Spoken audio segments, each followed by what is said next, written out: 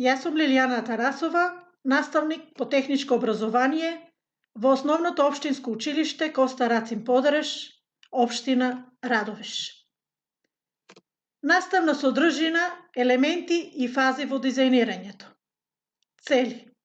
Ученикот треба да знае, да разбере за потребата на дизајнот на производот и пакувањето, да стекнува и развива вештини за дизајнирање при работа, да прави план, идеи и решенија за изработка на дизајн, да го поврзува значењето на дизајнот на производот со современиот пазар, како и цената.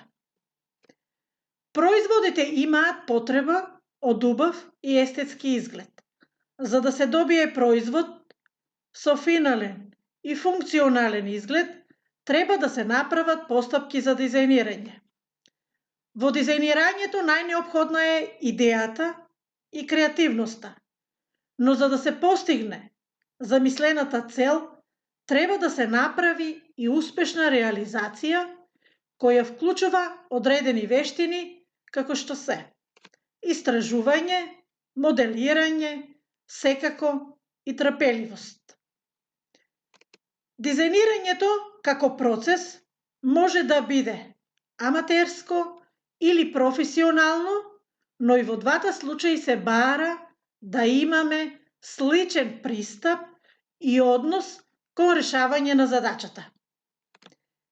Бидејќи дизајнирањето и претходно кажавме дека е креативен процес, секој почетник е аматер, но со соодветно образование и избор на професија може да биде професионален дизајнер. Потребата од добро техничко решение и изглед на моделот и макетата што треба да се изработи се еден чекор од процесот на дизајнирање. Обликот, функционалноста и изгледот се важни елементи во дизајнирањето. Сите тие карактеристики го отвараат патот на креативноста за да се дојде до конечно решение на дизајнот на самиот производ. Другиот чекор е планирање на постапката на работа, а последниот е реализација и добивање на добар и квалитетен производ. Треба да знаеме дека не секогаш производот има неопходна потребна за дизајн. Еве овде е прикажана една амбалажна кутија без завршен дизајн. Овде имаме амбалажа со завршен дизајн. И ако ги анализираме и двата случаи, ќе видиме дека сепак се разликуваат. Односно, амбалажата со завршен дизајн е естетски подобра.